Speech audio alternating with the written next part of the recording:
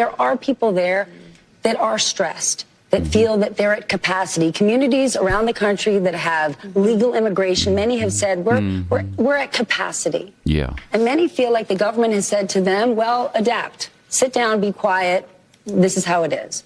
What would a Harris administration do for those communities who've taken in many legal immigrants but are at capacity? Well, first of all, we do have a broken immigration system, and it needs to be fixed. And if we take a step back, months ago, some of the most conservative members of the United States Congress came together with others, proposed a border security bill. Tell me, Trump that would have put 1,500 new border agents on the border to help those hardworking border agents who are there right now working around the clock. Would have put more money into stemming the flow of fentanyl, which is killing Americans around our country and devastating communities. Would have put more resources into our ability to prosecute transnational criminal organizations. Which it would have offered a path to citizenship for all the illegals that are here Trump right now. Got word of the bill, realized it was going to fix a problem he wanted to run on, and told him to kill the bill, don't put it up for a vote. He killed a bill that would have actually been a solution because he wants to run on a problem instead of fixing a problem.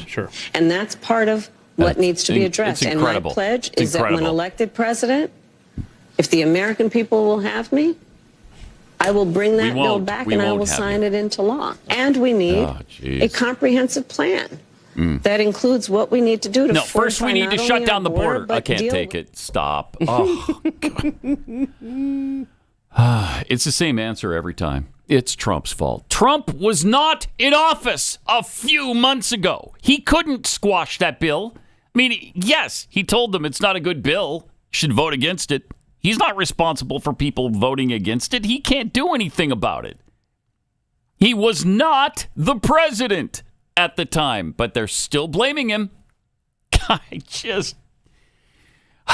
it was a bad bill. Okay. Yes, it had a few good things in it, like the extra 1,500 border agents she keeps talking about. But it also would have crushed America with who knows how many new citizens all at once. This path to citizenship can't be among the first things we do. That has to wait for way down the line. First of all, there's got to be a lot of deportation. Well, first of all, secure the border. Stop the flow. Stop the flood.